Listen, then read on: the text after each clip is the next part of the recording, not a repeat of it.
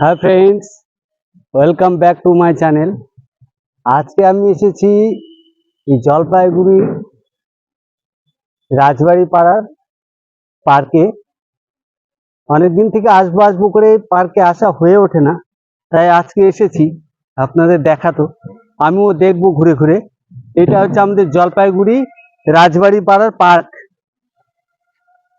আমি আপনাদের ঘুরিয়ে ঘুরিয়ে দেখাচ্ছি। এখানে লেখা আছে আই লাভ জলপাইগুড়ি।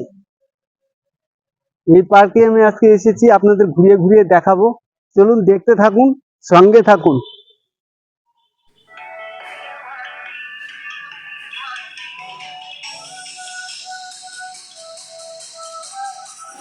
পুরনো রাজাদের আমলের তৈরি এই বিশাল দিঘি, চারিপাশ দিয়ে রাস্তা, মাঝখানে মানে দিঘি, চারিপাশ দিয়ে রাস্তা, পার্ক। এইটা কফি শপ, ছোট্ট কফি শপ। এই কফি শপে কফি খেয়ে খাওয়া যেতে পারে। এই যে দিঘিটা আমি দেখাচ্ছি কত বড়, এপার ওপার অনেক বড়, অনেক বড়, যেমনি চওড়া তেমনি লম্বা। চারিপাশ দিয়ে বসবার অনেক সুন্দর সুন্দর জায়গা, কত মনোরম দৃশ্য। অনেকেই বসে থাকে, মাঝে রাস্তা, এই দেখেন একটা বসার জায়গা, কত সুন্দর, কত সুন্দর। এইরকম অনেক জায়গা অনেক দিকেই আছে। এইটা খুব সুন্দর একটা বসবার জায়গা। একটু বসি। এখানে বসবার জায়গা এরকম চারিপাশেই কয়েকটা রয়েছে। খুব সুন্দর একটা প্লেস। বসে বেশ চারিপাশ দিয়ে রাস্তা, মাঝখানে বিরাট একটা দিঘি আর কি। বিরাট দিঘি, দিঘি বা পুকুর যেই বলুন না কেন, বিরাট অনেক বড়। এই পুকুরে অনেক মাছও আছে, অনেক বড় বড় মাছ আছে। এখানে বসবার জায়গা। এই পার্কে আমি আজকে এসেছি, পার্কটা একটু ঘুরে দেখবো। এই পাশটাতে, ওই পাশ থেকে আপনাদের দেখালাম, এখন এই পাশে আসছি। এই পাশটা দেখে চলুন আর একটু এগিয়ে যাই, দেখতে থাকুন, সঙ্গে থাকুন। এখানে একটা বাঘের মূর্তি। এটা পার্ক, বাচ্চাদের খেলনার পার্ক। ছোট্ট একটা পার্কের মধ্যে আবার একটা ছোট্ট জায়গা। পার্ক খুব সুন্দর, বাচ্চারা খেলা করে, বাচ্চারা আনন্দ করে। যারা বাচ্চা নিয়ে আসে তারা এই পার্কে বাচ্চাদের এখানে রেখে আরামসে ঘুরতে পারে।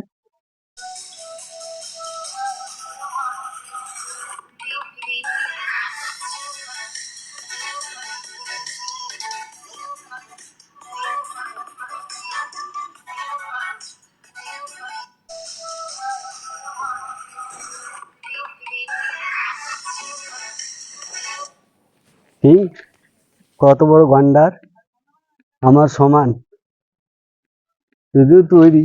এগুলো দেখতে থাকুন, সঙ্গে থাকুন।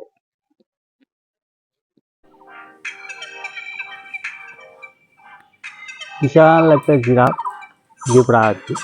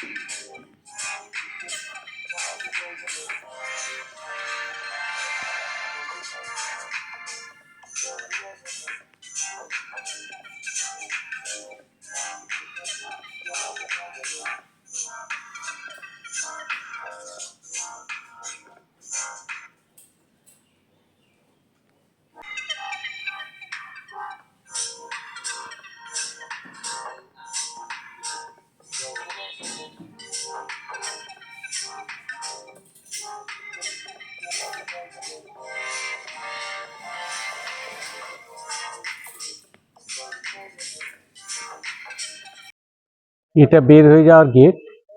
এই গেট দিয়ে আমি এখন বের হয়ে যাচ্ছি।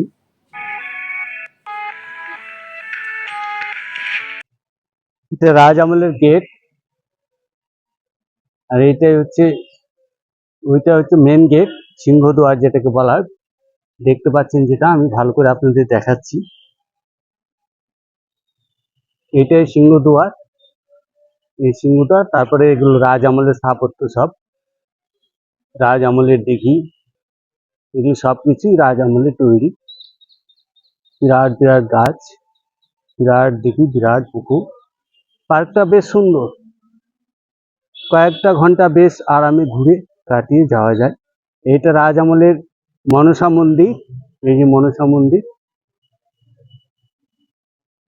এগুলো সব রাজ আমলে, রাজাদের আমলে, রাজা জমিদারদের আমলে তৈরি। এটা মূল গেট। এই গেট দিয়ে প্রবেশ করতে হয়। 10 টাকার টিকিট কেটে পার্কে প্রবেশ করতে হয়। মাত্র 10 টাকার টিকিট। এই গেট দিয়ে প্রবেশ করতে হয়, এই গেট দিয়ে বের হয়ে আসতে হয়। এটা রাজ আমলে তৈরি বাঁধানো পুকুর। পুকুরে সবাই স্নান করে, পুকুর বা দিঘি যাই বলুন, এখানে সবাই স্নান করে। গরমের দিনে প্রচুর প্রচুর লোক স্নান করতে আসে দূর দূরান্ত থেকে। জলপাইগুড়ি শহরের লোক যারা, তারা তো করেই। খুব সুন্দর পরিবেশ, অনেকটা জায়গা নিয়ে তৈরি, অনেক বড় পুকুর, চারিদিকে মনোরম পরিবেশ। আপনাদের কতটা দেখাতে পারলাম জানি না, তবে আমার কিন্তু বেশ ভালো লেগেছে। প্রাচীন স্থাপত্য শিল্পের কিছু নিদর্শন, মনসা মন্দির, আরও কিছু স্থাপত্য কলা রয়েছে। বেশ সবাই ঘুরতে আসে, একটা সময় কাটানোর একটু জায়গা। জলপাইগুড়িতে আসলে এই পার্কে আসে না এরকম এগুলো সব রাজ আমলের তৈরি, তাই এগুলো, এই ঘাটটার নাম রাজবাড়ি ঘাট। এগুলো সবই স্থাপত্যগুলো সবই রাজাদের আমলে, সবাই স্নান করে এই ঘাটে। এটা মন্দির, মনসা মন্দির। আমি আর মন্দিরে জুতো আছে, মন্দিরের ভিতরে আর ঢুকলাম না, অনেকে ঢুকে পুজো দেয়। এটা মন্দিরে মনসা অনেকে মন্দির। পুজো দিচ্ছে। ভিডিওটাকে আর না বাড়িয়ে আমি এখন শেষ করতে চলেছি। ভিডিওটিকে এখানেই শেষ করছি। ভালো থাকবেন, সুস্থ থাকবেন, সবাইকে অনেক অনেক প্রীতি শুভেচ্ছা, অনেক অনেক ভালোবাসা জানিয়ে চ্যানেল ভিডিওটি এখানে শেষ করছি। নমস্কার।